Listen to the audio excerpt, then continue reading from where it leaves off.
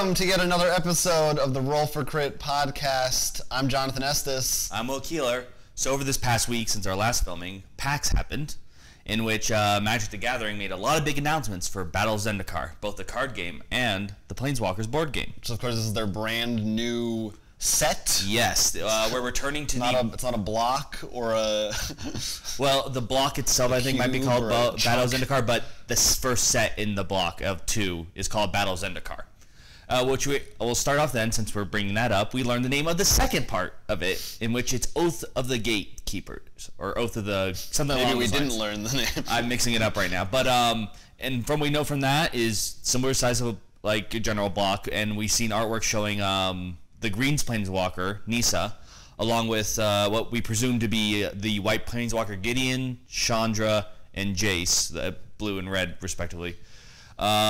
Look as if they're about to try to seal, so to speak, the Eldrazi.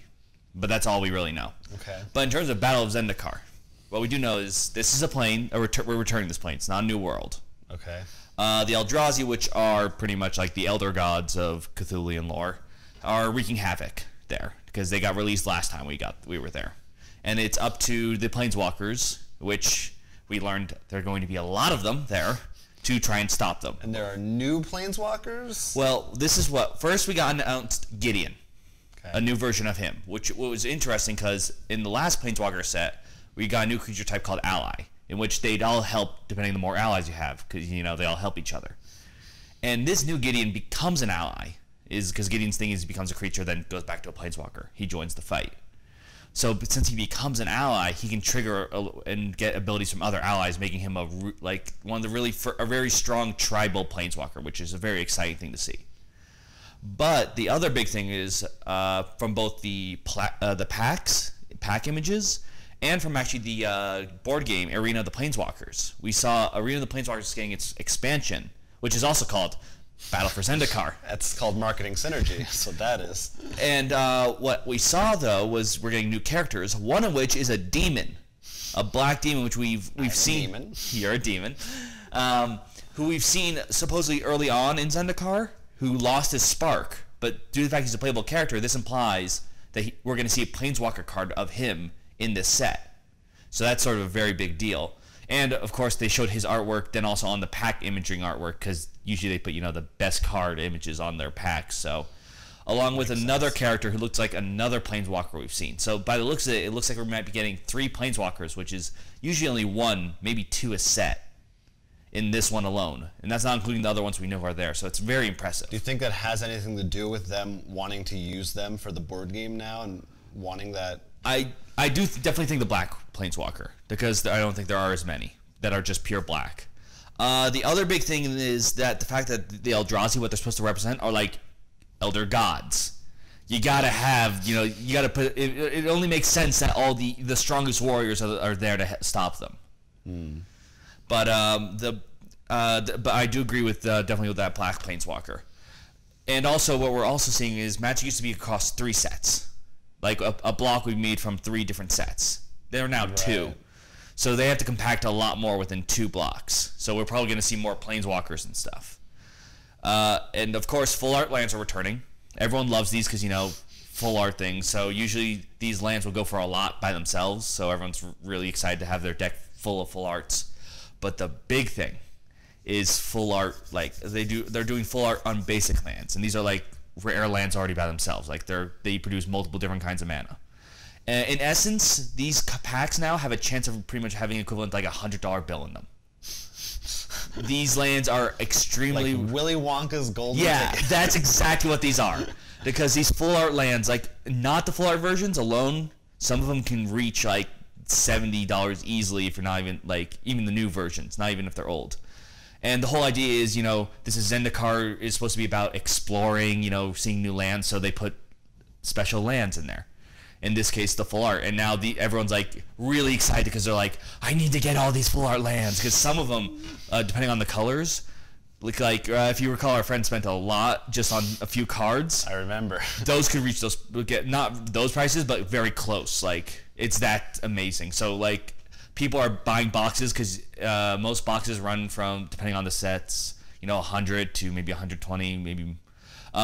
there's a very good chance you might be able to like make a profit back now just from the box. Interesting. So like this is a very I think it's very interesting because part of me is like it seems very gimmicky to get more people to buy your stuff, but at the same time I think it doesn't feel bad. Like it feels rewarding. You're trying to give back. It's also not about being the most powerful card. It's way cooler looking, right? Well, they are very strong cards in themselves, but I mean, I think because it's not just we're just putting a random rare card in there. This is actually supports the idea that the area is supposed to be about finding rare treasures and lands, and strictly they're all land cards. They're not like you're not find a rare dragon. At this point, if you're into Magic the Gathering and you're buying these things, you're in it anyway. So I feel like there's no like where I would be like they're ripping people off. You know what you're doing. You know what you're getting. But it was also really cool because at PAX they actually had an Eldrazi statue like outside the building slamming a car and stuff. Like they're really going full out here. And I like that we're seeing that expansion too for Planeswalkers because what that means is if you like the board game. They're gonna keep you up to date with whatever the card game is. Right. And what's even cooler is if you're into sort of both, you can sort of see both progress together. They didn't just make here's Arena of the Planeswalkers and walk away from it. Right. So I think that's really cool, and I think that they could take advantage of that. In this case, they both came out at the same time. But what if we did have a new expansion and we saw a Planeswalker in there as a playable character? So everyone's like, "Who is this guy?" Like I think they could both really work with each other. Mm-hmm. So I think Magic's doing a very good job of supporting both roles and like getting fans very hyped up for this set, and I saw, which I was surprised to learn, I think is the first time they're ever doing something like this, is they're also releasing an art book for what is it, Zendikar? Mm-hmm. So like like a hardcover regular like art book, so you can see all the full page illustrations and stuff. After this I'll show you some of the full art lands from the old Zendikar, which I do have. Yeah. They're beautiful. Yeah. And that reminded me. This is a rumor rumor alert. But earlier they showed one of the big Eldrazi, or like the bosses. Ulamog is his name, and when they're talking about him, they said this keyword on the small Eldrazi belonged to Ulamog's spawn. So some people speculate because there's supposed to be two other big ones that they're going to each have their own keyword that's sort of for their own group. So it's almost like they're going to have their own small Eldrazi tribes. So it's going to be a very curious thing. But we're also only seeing 2 sets, so that's why there's a lot of is that true or not? Are they going to cram 2 into the second one? So there's definitely a lot. Rumor finished. Yep. But that's enough about Battle of Zendikar for now. No, it's I think October is when it comes out. Yeah, I believe so. In less than a month, we're gonna know everything there is to know. So look forward to that. We haven't had a chance to check out the Arena of the Planeswalkers yet. No. But hopefully we'll get to play it soon and give you our thoughts. Yep. But we might as well stay on this train of collectible card games and this train doesn't stop. New set announcements. The train keeps on rolling. WizKids announced the second set for their Dungeons and Dragons Dice Masters series, which is the first, besides, well, it's almost not worth mentioning anymore, besides Marvel and DC, the first property to get a second set. Well, no, I mean, DC's been given one, but it hasn't been released. That's true, I guess, but soon, I think. Yeah, well, I think it's very good from the sets I've seen. I mean, Marvel's Marvel. There's no reason, and same DC. They're both the same. So excluding the 2, there's 3 other properties we've known that Dice Master have. Teenage Mutant Ninja Turtles, which I like what they're doing, which is just it's not an actual pack. Forgot about that one. It's just a box set because I find it would be very hard to get enough characters. Well, for now. Yu-Gi-Oh, which I found. I was actually disappointed in, not because I think the set itself, like the idea of using Yu-Gi-Oh is bad. I think they didn't use what they should have. Like, Yu-Gi-Oh has a lot of artwork and style. Like, if you know in Dice Masters how there's different groups, like the Avengers, the villains, so on. Like, Yu-Gi-Oh should have played on that with, like, Dungeons & Dragons does a much better job. Like, there's you can be a halfling, the heroes, there's the different banners. Like, if you had the magicians, the dragons, and that would be much more interesting, because then also, if you had dragons then in Dungeons & Dragons, that they would actually interact with each other. Instead of, like, the only group symbol I think is for, what's it called? Beaver like Clock. Warriors. Yes, I know your favorite. But Clock Wizard, I think his name is, for baby dragon, so you can do like in the TV show, make him the 1,000-year-old dragon or something. But D&D, we definitely think, outside of Marvel and DC, has been their best effort so far. Yeah.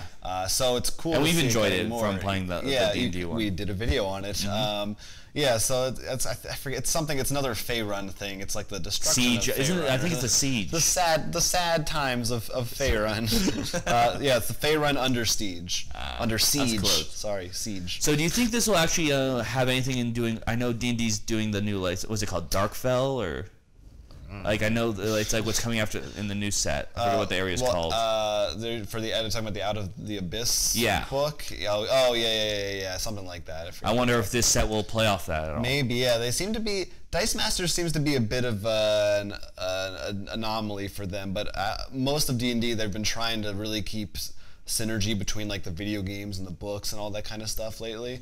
But we'll see. I think this might just be more random, whatever. Now I understand why they did it with the first set because it's the first one, but I can see them now that this is the second set that they could actually start to be like, okay, let's actually catch people up to see. It's almost like we were talking about with Magic with Battle Zendikar. Yeah. Because I think that's great for both Magic and Wizards because they're both very broad universes, and to sort of let everyone be up to speed no matter where you play. The only challenge there, I think, is since it's not all controlled by since WizKids does the Dice Masters. Yeah, that's the challenge. They're not as in sync. Yeah. But if they can do it, if they could pull it off, it would definitely make sense. Speaking of which, Battle of Zendikar would be a good place to actually for Magic to do a little RPG thing.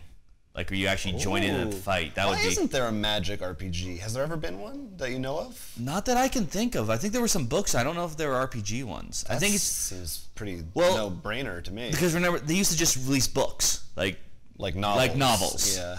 I could see definitely in the future, because if you haven't noticed, like especially with a lot of Planeswalkers, they're trying to make it more of the kind of place you're exploring. Like, you're actually part of the story. Right. Like, there's a lot more emphasis on the fact that you, the card player, are a planeswalker. Right. Yeah. Like, when it wasn't the last course up, the previous one was about Gideon, and his whole thing is that you've seen the statue when we go to distributors, the guy with the giant axe. His whole thing was he was hunting planeswalkers because he went insane. Right. So when the release came out, the whole thing was you had to fight him. That's not what's the other guy's name? Garruk or something? Garruk. Wow, I mixed up the two up. Gideon's the good guy. He's the white one. My mistake. See, this guy. I'm terrible. No, you're good. See, I was testing it. That was all a test. No, it was Garruk. Yeah, was the one. Yeah. So like, I really like what they're doing, and now we also see movies coming out for these things. I think this idea of sort of broadening their universe. Yeah, it's cool. But they're not doing it in a way how we've seen, I can't think off the top of my head, but we've seen probably plenty of other properties sort of rush. Like, here's a board game, here's a video game. Like, they're actually making sure everyone's putting the building blocks in place. Yeah. So it doesn't feel gimmicky. Well, and also, like, let's say I'm not into collectible card games, and you are. But we could both be like, no, Battle of Zendikar, yeah, with the Eldrazi. Like, you can all still talk about the same thing. Something for everybody. Yeah. But you're all still feel like you're on the same page in the book. Right. Without being in each other's shoes. Moving off of collectible games and magical spirits, let's get back to real grounded reality with the upcoming Pandemic Legacy board game. Oh, man. Still, we're about a month away from, since Essen is just around the corner, from seeing it in action. Actually, it's just right around the corner. It's right around the corner. They've moved locations this year. Well, they put up another sort of teaser video for Legacy. This one actually showed off, albeit briefly, the corner of the board. Yeah, kind of. The inside of the box and the board being taken out. So not much to go on in this one, but from what I can see, the board is, first of all, way bigger and like thicker quality than a regular Pandemic board, although it looks like it's got the same kind of, it's a map, there's a, what do you call it, outbreak track, that kind of thing.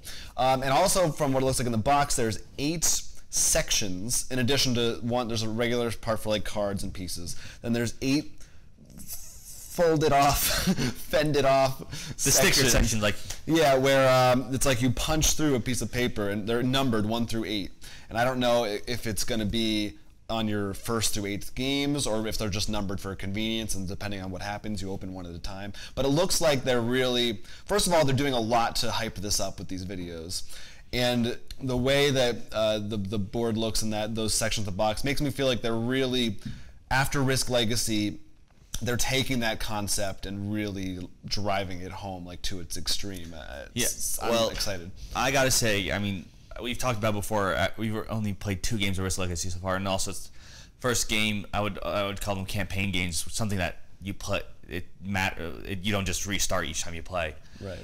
I'm really excited. Besides like Descent or something. No, like I that. know, but I mean it falls in that category. In this vein. This is one of the first. No, I mean Risk Legacy is the first game I feel like when we've actually gotten to it without waiting 3 months. Oh yeah.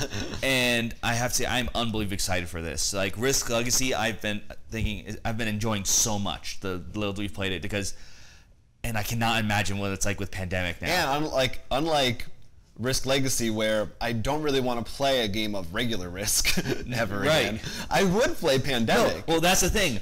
You look at Risk and you're like, Risk Legacy we love. So you can imagine we already like Pandemic. Right. What's gonna happen when we open this? I can just imagine we're gonna be terrified, which is gonna be great. Probably. It should be really fun. Yeah. No, I think this is gonna be. I think they do a great job with all Pandemic stuff. I mean, remember when you got your what was the Pandemic game? The one where you placed the diseases. Contagion. Contagion. Remember, it actually came in the Biohazard bag. Yeah, and the Cure we liked a lot. Yeah, they do a good job with. Yeah, so I imagine there's gonna be some really cool stuff in this one. But if in case inevitably things go wrong and the world ends in our game of Pandemic Legacy, we'll be set up to play the new Fallout Monopoly. Oh God!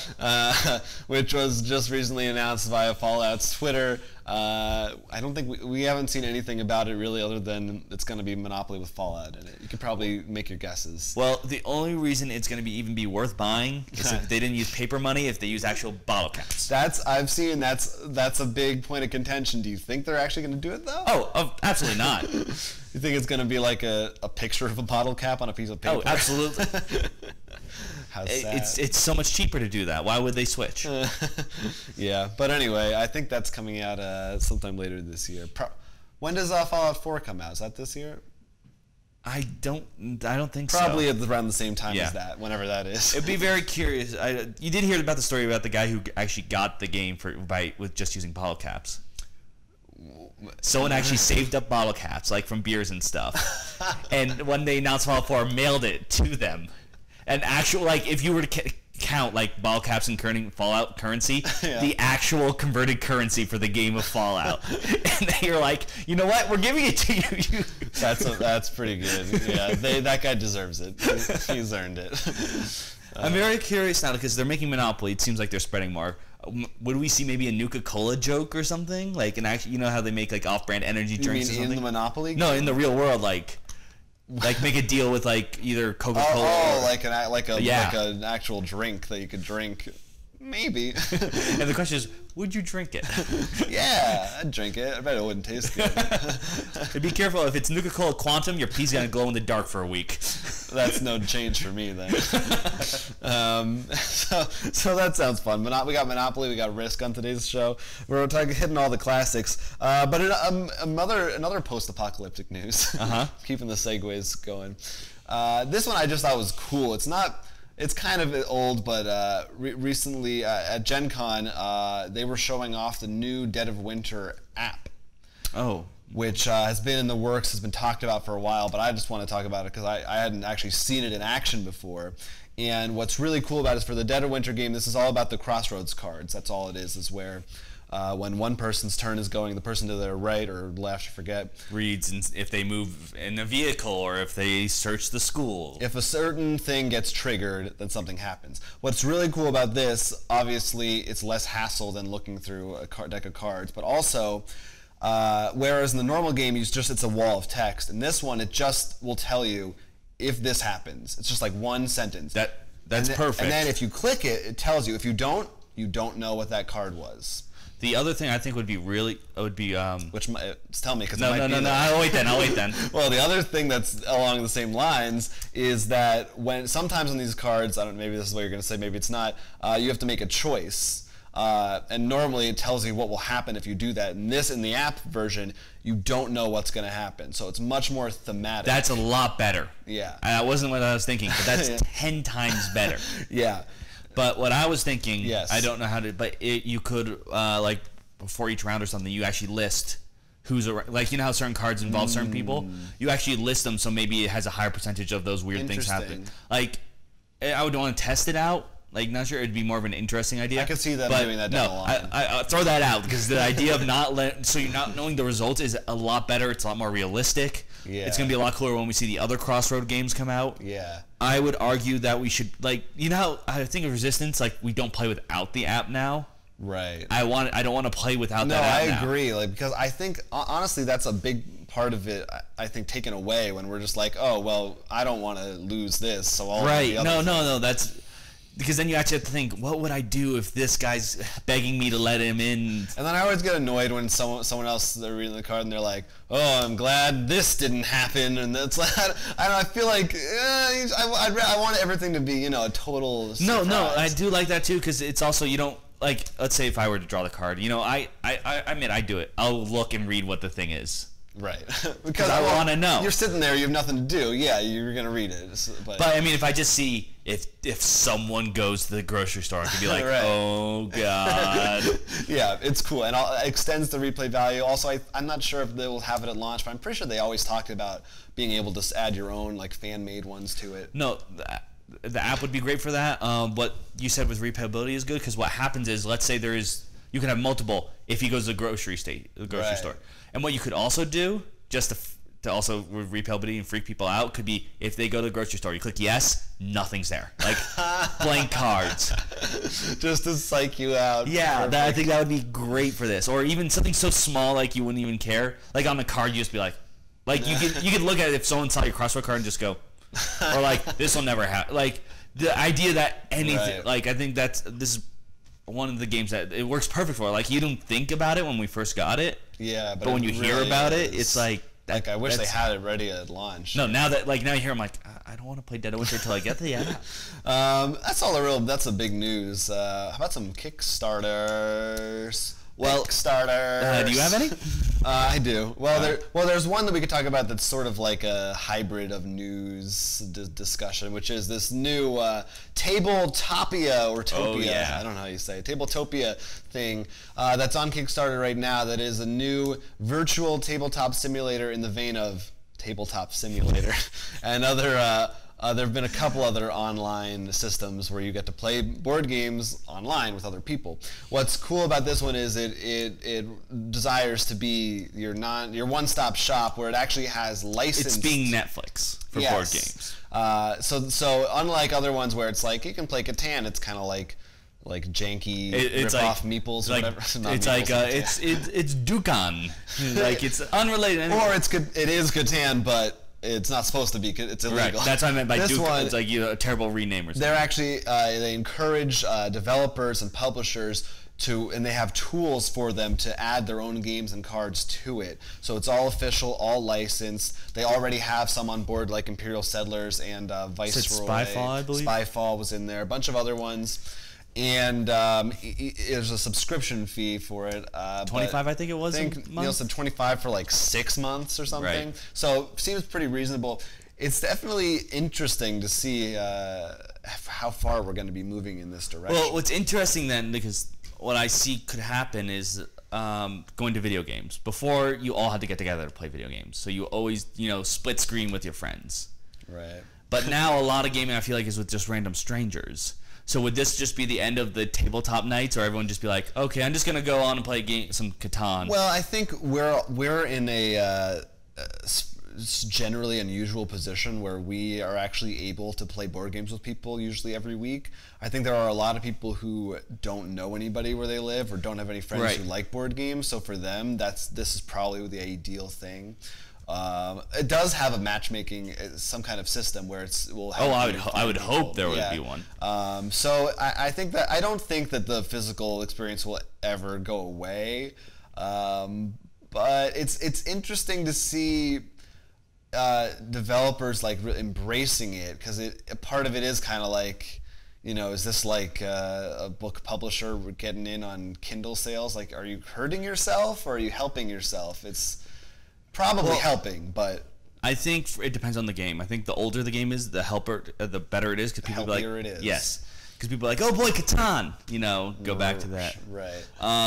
And I think, but so like, you know, Netflix usually I would say is relatively on top of their show list. Maybe it'll be like movies come out in theaters and then 6 months later it shows up on Netflix. That kind of thing. But I think that 6 month period is going to be much larger because people really want to buy the physical copy. It's also the publisher has to have the resource and the time to convert it to this system. And on a random note, when you guys were first talking about it, I only sort of heard slightly, so I thought this is an electronic table, and you mentioned Spyfall, so I'm like, that's a terrible game. I just imagine everyone covering their screen like, okay, I'm ready. That was like a hologram table. This was Star Wars. When are we gonna get that, by the way? The hologram yeah, table? I want to play I'm chess. working on it. Okay, good. I'll get it to you in a week. There was another Kickstarter that I thought looked really awesome. It's called the Turing Test. Man versus Machine. One of those games that just sounds like it was designed for me. Well, do you know what the Turing Test is? I sure do. I've learned from media like Ex Machina and 999, but go for our laymen. Well, in essence, the Turing Test is the test for artificial intelligence. The way it's usually done is a person is sequestered in a room, and he usually discusses with either a robot person. You know, it's very multiple random, and if he cannot find out who the robot is, the computer, then it's passed the Turing test. I think as of now, nothing has passed the Turing test that I can recall hearing about. The concept is fascinating to me. Well, yeah. Any sci-fi thing that was robots and stuff, I love. So it takes that concept and make it sort of like coup or resistance style so everybody is either a human or a robot. There's the two teams, but it's secret. And the deal is, there's different cards with different abilities. Some are for humans, some are for robots. If you're a human, you can lie. So you can use any of the cards you want, and people can challenge you on it, but you can lie about it and stuff like that. If you're a robot, you have to be honest. You can only use the robot cards because you're a robot. And the actions do different things, and you can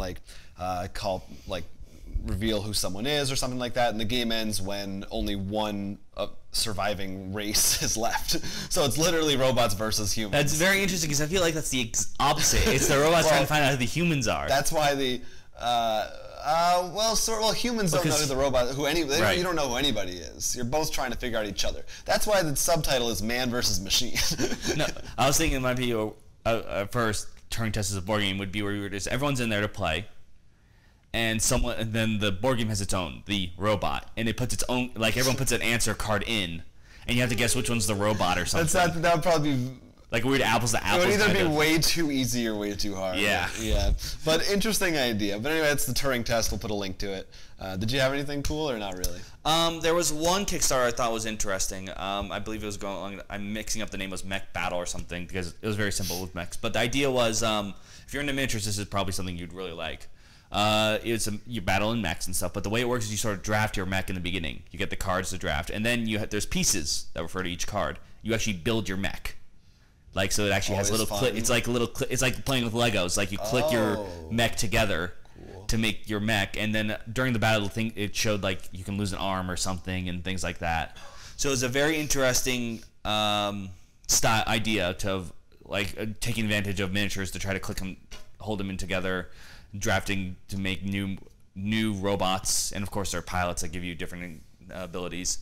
So I thought if you're into mechs, mechs and miniatures, this is definitely something for you to look into. It's pretty much a cool idea of how to combine mechs and miniatures. I think it ran for about $50, so which I was surprised. I expected more because I usually expect anything with miniatures to go very high. But a very cool idea and concept for take advantage of miniatures, putting them together and whatnot. It sounds cool. Yeah, we'll definitely have links to all those things in our show notes for you to check out.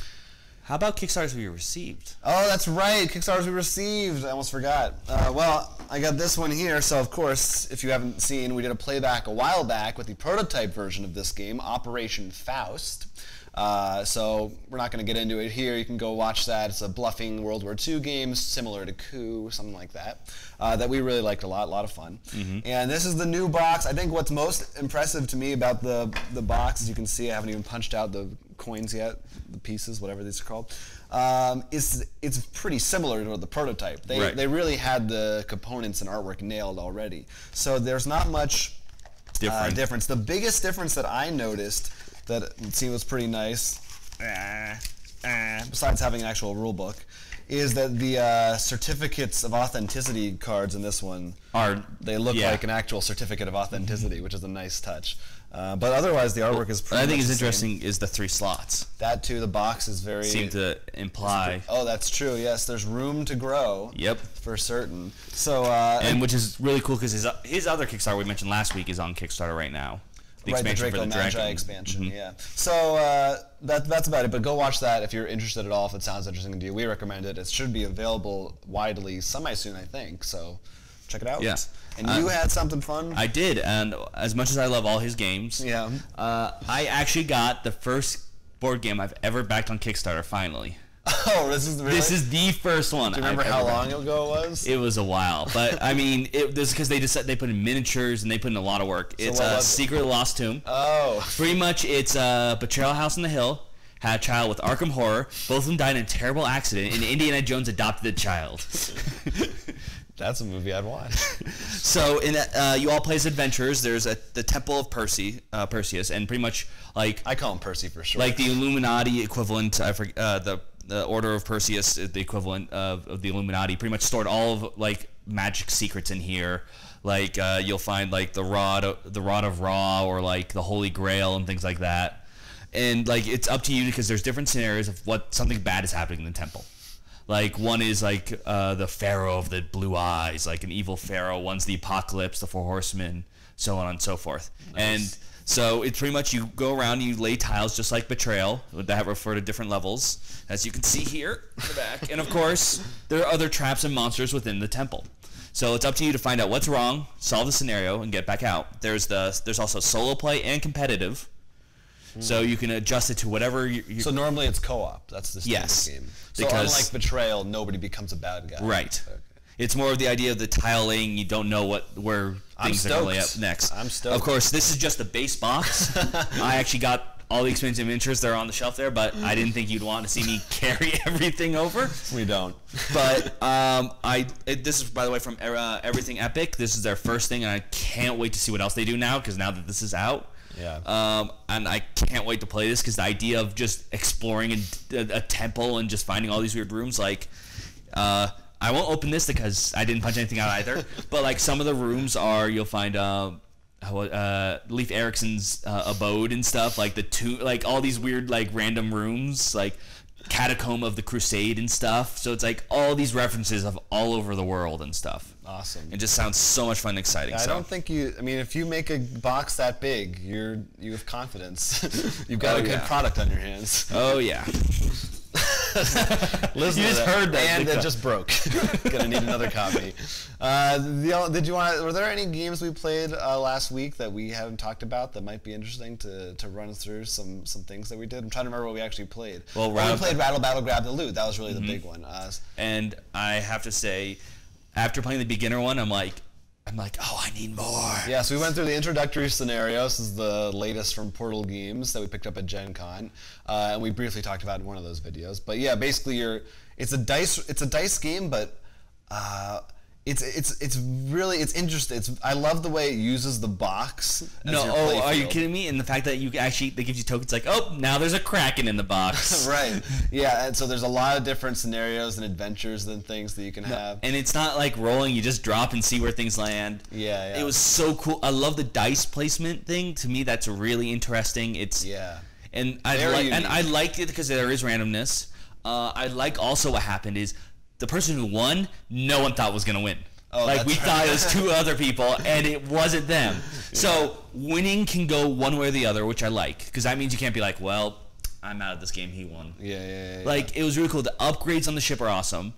I mean, just building my ship, I felt so cool. Like, no, that's definitely a huge aspect of the game, is just how much fun it is. Not just to build your ship with the cardboard, but even just your dice ships, rolling them and being like, that's my ship. Managing resources, I thought was really cool. I think it hit like so many great notes, which is why like the beginner's version, which was very basic, there were only like 2 or 3 ships to kill each turn. I'm like, I want more. I really want to go. You were bloodthirsty.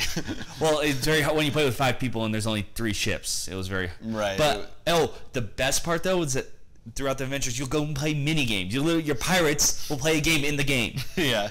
And that was so cool because it also rewarded everyone still. Like, it was just that everyone got wine, but it was almost like a filler game as part of the game. Yeah, but it was great. Yeah. No, it's really cool. It was a lot of fun. No, and I cannot wait to play that one again. I mean, it's very hard now because now I'm like, I need to play everything, like even more than usual. But no, that one we got to get in another game. It was definitely fun, especially now that we have a handle on all the rules and everything. Yeah. So that was fun. Other than that, I mean, I think we got it all. No, because I think that was really the big board game we played that was new. Because all I can think of otherwise was Runbow.